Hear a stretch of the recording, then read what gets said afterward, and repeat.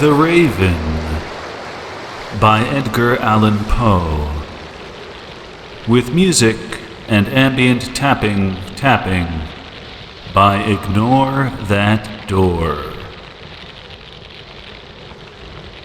Once upon a midnight dreary, while I pondered weak and weary over many a quaint and curious volume of forgotten lore, while I nodded, nearly napping, suddenly there came a tapping, as of someone gently rapping at my chamber door. "'Tis some visitor," I muttered, tapping at my chamber door. Only this, and nothing more. Distinctly I remember, it was in bleak December, and each separate dying ember wrought its ghost upon the floor. Eagerly I wished the morrow, vainly I had sought to borrow from my books surcease of sorrow. Sorrow for the lost Lenore, for the rare and radiant maiden, whom the angels named Lenore, nameless here forevermore. And the silken, sad, uncertain rustling of each purple curtain thrilled me, filled me with fantastic terrors never felt before, so that now, to still the beating of my heart, I stood repeating, "'Tis some visitor entreating entrance at my chamber door, some late visitor entreating entrance at my chamber door. This it is, and nothing more." Presently, my soul grew stronger, hesitating then no longer.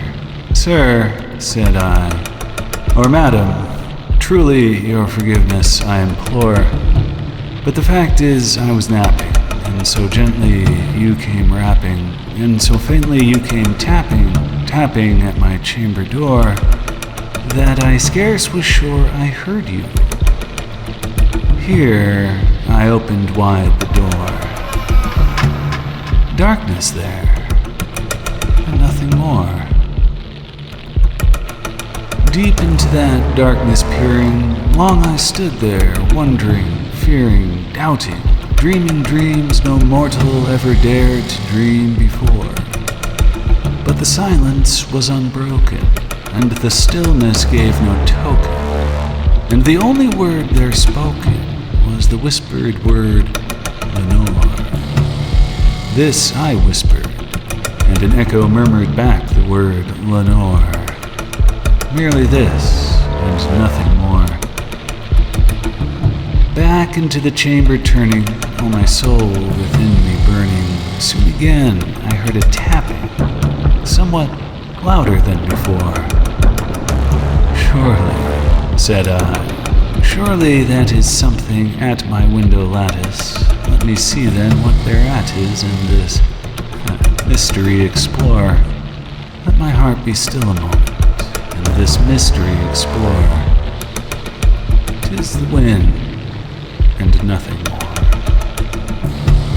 Open here I flung the shutter, when, with many a flirt and flutter, in there stepped a stately raven of the saintly days of yore.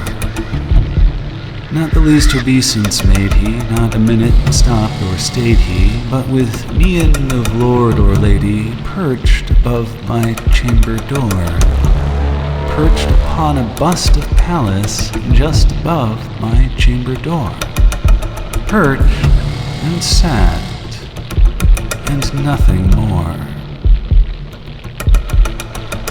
Then this ebony bird beguiling my sad fancy into smiling, by the grave and stern decorum of the countenance it wore. "Though thy crest be shorn and shaven, thou," I said, "art sure no craven, ghastly grim and ancient raven, wandering from the nightly shore.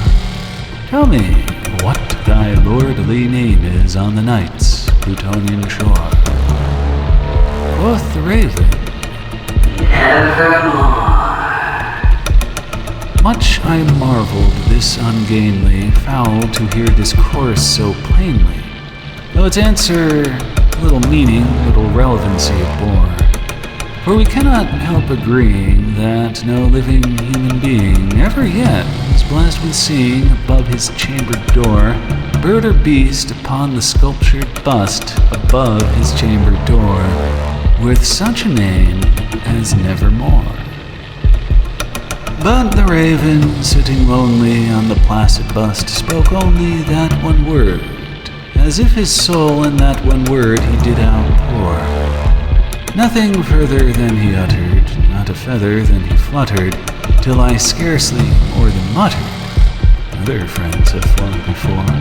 On the morrow he will leave me, as my hopes have flown before. Then the bird said, Nevermore. Startled at the stillness broken by reply so aptly spoken. Doubtless, said I, what it utters is its only stock and store, caught from some unhappy master whom unmerciful disaster followed fast and followed faster, till his songs one burden bore, till the dirges of his hope that melancholy burden bore of nevermore.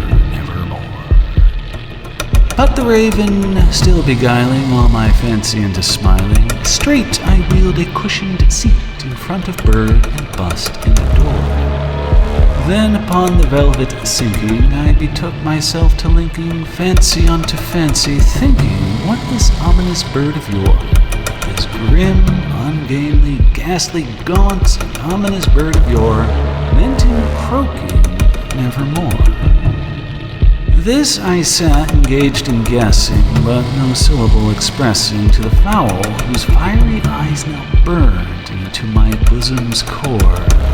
This and more I sat divining, with my head at ease reclining on the cushion's velvet lining that the lamplight gloated o'er, but whose velvet violet lining with the lamplight gloating o'er, she shall press nevermore. Then methought the air grew denser, perfumed from an unseen censer swung by seraphim whose footfalls tinkled on the tufted floor. Wretch, I cried, thy God hath lent thee, by these angels he has sent thee respite, respite, and nepenthe from thy memories of Lenore. Quaff this kind nepenthe, and forget this lost Lenore. Quoth the raven, Nevermore. Prophet, said I, thing of evil, prophet still, if bird or devil, whether tempest sent or whether tempest tossed thee here ashore, desolate yet all undaunted, on this desert land enchanted, on this home by horror haunted, tell me truly, I implore, is there balm in Gilead? Tell me, I implore. Quoth the raven, Nevermore. Prophet, said I, thing of evil, prophet still, if bird or devil, by that heaven that bends above us, by that God we both adore. Tell this soul with sorrow laden, if within the distant Aidenn it shall clasp a sainted maiden whom the angels name Lenore. Clasp a rare and radiant maiden whom the angels name Lenore. Quoth the raven, Nevermore. Be that word our sign in parting, bird or fiend, I shrieked, upstarting. Get thee back into the tempest and the night's Plutonian shore. Leave no black plume as token of that lie thy soul hath spoken. Leave my loneliness unbroken. Quit the bust above my door. Take thy beak from out my heart, and take thy form from off my door. Quoth the raven, Nevermore. and the raven, never flitting, still is sitting on the pallid bust of Pallas just above my chamber door. And his eyes have all the seeming of a demon's that is dreaming. and the lamplight o'er him streaming throws his shadow on the floor. And my soul from out that shadow that lies floating on the floor shall be lifted nevermore.